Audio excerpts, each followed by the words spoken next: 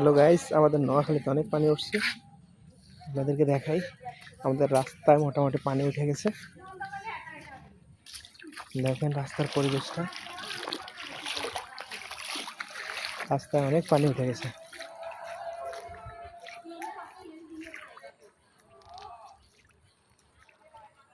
রাস্তার পরিবেশটা অনেক সুন্দর, বাট পানি উঠে পড়ছে। সবাই আমাদের জন্য দোয়া করবেন, আল্লাহ পাক যাতে সবাইকে ভালো রাখে।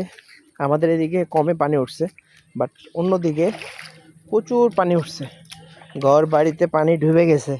বাট আমাদের এখানে এখনো পানি ওরকম হয় নাই, হালকা পাতলা হয়েছে পানি। এই দেখতে পাচ্ছেন বাগান, বিল সব পুরোটাই পানিতে চকচক করতেছে, থই থই হয়ে গেছে। তো অবশ্যই সবাই দোয়া করবেন। বিশেষ করে 3-4টা জেলার ভিতরে অনেক পানি হয়েছে। আমাদের এদিকে অবশ্য একটু কম, কিন্তু অন্য অন্য এলাকায় অনেক পানি বেশি হয়েছে।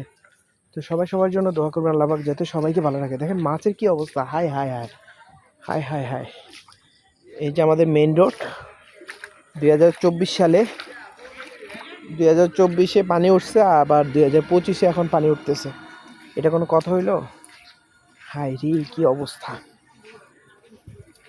তো সবাই ভালো থাকবেন, সুস্থ থাকবেন। এই হলো রায়পুর, এই হলো রামগঞ্জ, দুই দিকের রোড বুঝে নেন। আমি রায়পুরের দিকে রওনা দিলাম, আর এটা হলো রামগঞ্জের রোড। তো এটা রায়পুরের রোড। আমাদের রায়পুরের রোডের পরিস্থিতি দেখেন, রোডটা অতটা সুবিধা না। খালের ভিতরে দেখেন কত পানি হয়েছে, খাল রাস্তা লেভেল হয়ে গেছে অলরেডি। দেখতে পাচ্ছেন আমি হাঁটাচলা করতেছি, মার্কেটে যাচ্ছি, বাজারে যাচ্ছি। রাস্তার পরিবেশটা অনেক